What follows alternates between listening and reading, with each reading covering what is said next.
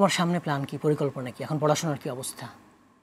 এখন আমি এই কোরআনের তাফসির বোঝার জন্য বা এই উচ্চাঙ্গে যাওয়ার জন্য সরহেবেকার যে জামাতটা এটা ক্রস করলাম। আলহামদুলিল্লাহ, শুভাকাঙ্ক্ষীদের এবং আপনাদের যদি দোয়া থাকে ইনশাল্লাহ কোরআন নিয়ে কাজ করতে চাই এবং কোরআনের বাণী সবার মাঝে পৌঁছে দিতে চাই এবং দিনের দাওয়াত, সঠিক দাওয়াতটি আমি সবার কাছে জানিয়ে দিতে চাই। এটা আমার এখন মূল লক্ষ্য এবং আশা। ইনশাআল্লাহ আল্লাহ তাআলা তোমার ইচ্ছা কবুল করুন ইনশাআল্লাহ। আব্দুল কাইয়ুম মোল্লা ভাই, আমি রায়হানকে দিয়ে একটা কাজ করতে চাই, সেটা হলো যে রাসূলুল্লাহ সাল্লাল্লাহু আলাইহি সাল্লাম ওনার জীবনের শুরু থেকে শেষ পর্যন্ত অ্যানালাইজ করলে একটা জিনিস পাই, সেটা হলো উনি মানুষের মঙ্গল চেয়েছেন সর্ব অবস্থায়। এমনকি কিয়ামতের দিবসে রাসূলকে আমরা সিজদানত অবস্থায় পাবো, সেখানেও রাসূল কিভাবে মানুষ মুক্তি পাবে। আমি এই কাজটা করতেছি, সেটা হলো যে অসহায় দুস্থ এতিম 1000 ছেলেকে একসাথে একত্রিত করে আমি রায়হানের মতো মানুষ বানাতে চাই। যদি আমি মরে যাই, রায়হান যদি বেঁচে থাকে, আমি তার উপর এই দায়িত্ব দিয়ে যাব, সে যেন এই অসহায় মানুষদেরকে যেন মানুষের মতো মানুষ করে। আর সমাজের এই দুস্থ অসহায় মানুষের পাশে থাকার জন্য আমি সবাইকে অনুরোধ করছি এই অনুষ্ঠানের মাধ্যমে। জি, আমরা আপনার অনুরোধ পৌঁছে দিচ্ছি সবার কাছে। এরপর যে একটু তেলাওয়াত শুনবো আবু রায়হানের কাছ থেকে। أعوذ بالله من الشيطان الرجيم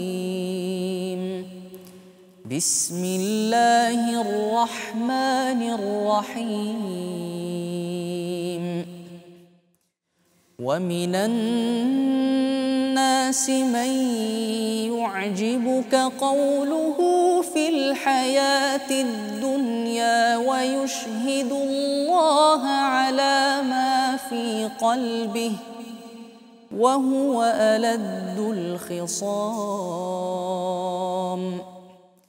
وإذا تولى سعى في الأرض ليفسد فيها ويهلك الحرث والنسل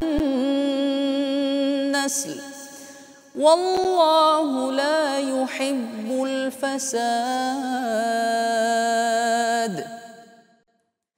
وإذا قيل له اتق الله أخذته العزة بالإثم فحسبه جهنم ولبئس المهاد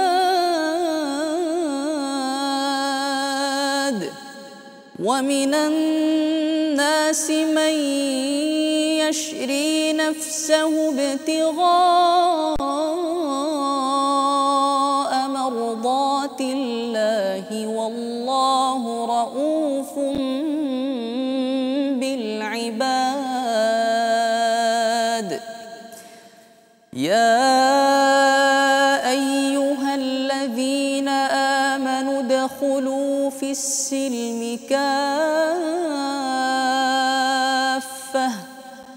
ولا تتبعوا خطوات الشيطان إنه لكم عدو